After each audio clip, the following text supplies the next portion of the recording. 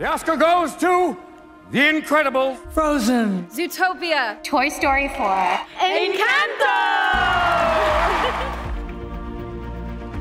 My first job was to make sure that the skin on the lions and the monkeys and the zebras in Jumanji looked like it was real skin in terms of how it moved.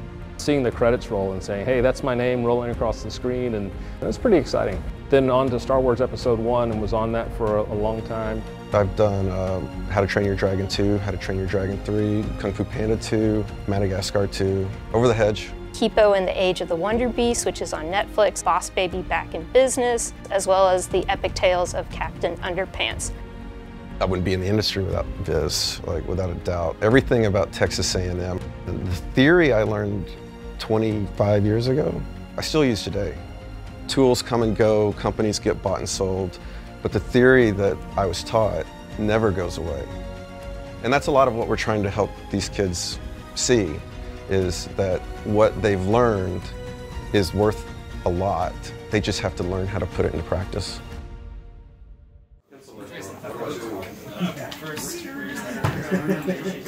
Yeah, that's true. Yeah. Visualization began at A&M as a Master of Science in Visualization Sciences program. 1989, 1990, around that time. The Department of Visualization was created formally to begin in 2008. About a dozen faculty, 5 staff, and 65-ish students. In 2020, we were about 40 faculty and about 450 students. Visualization here has really benefited from the success of our former students.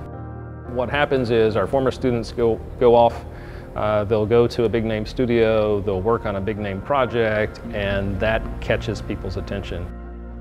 Pixar, DreamWorks, Disney Animation, Blue Sky Studios started coming to A&M and saying, hey, we're finding these technical directors, technical artists that we can't find anywhere else to the same quality and level and scope as we can at Texas A&M. They could come here and find the students that walk both sides of it. They understand how to put together a good image aesthetically, and they understand how to do the technology, move the technology, create the technology to make that happen.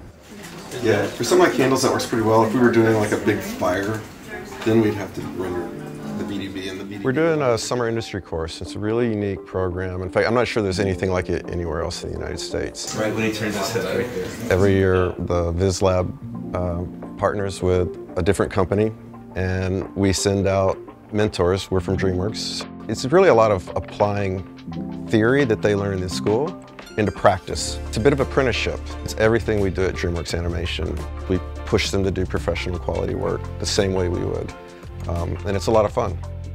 It's the greatest recruiting tool I've ever seen. We call it a 10-week job interview, which is incredibly stressful, right, to be under that kind of pressure as a student. But it's a chance for us to get to know each other.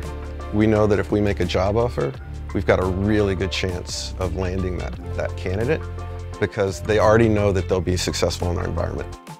The students that graduate from here are getting jobs at the best companies in the world straight out of school. That's pretty special. I kind of want to use that for like a poster or something. It's a lot of work though, and you have to be very passionate about it. Because it is a lot like the major leagues. It's the best of the best, and the best of the best work really, really hard.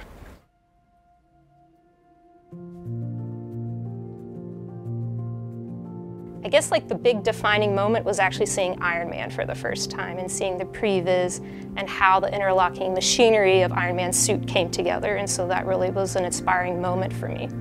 I got an internship after completing my first semester of my MFA, and then came back, did the summer industry course here when we had Pixar animation. Then I got my production assistant position and worked at DreamWorks for 2 years. A lot of that was thanks to the skills I learned here at Texas A&M. I learned a lot of different skills, whether they were technical skills with learning different software, but probably the most important is just personal skills. So like working with other students, working in a team environment, also learning how to manage my time very effectively.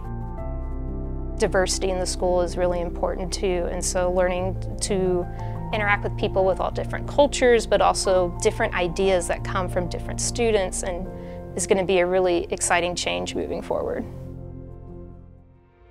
The MGT report came out and the Path Forward response that said, we want to take visualization as a university and we want to build around the strength that visualization has to create this new school, the School of Performance, Visualization, and Fine Arts.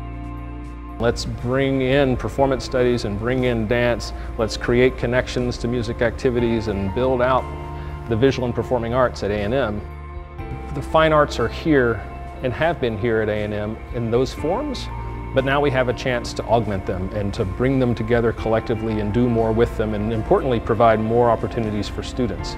Somewhere between year 1 and year 6, we're constructing these facilities, the Visual and Performing Arts Center. We're going to have a place where everyone comes together. The term we used was once in a career opportunity. So when do you ever get to build a new school? It really just doesn't happen for most people, and we're in a position to do it. And so the pressure is on to do it right, but also to recognize the good fortune of being in that place right now and to take advantage of it and think through it thoughtfully so that we do it well.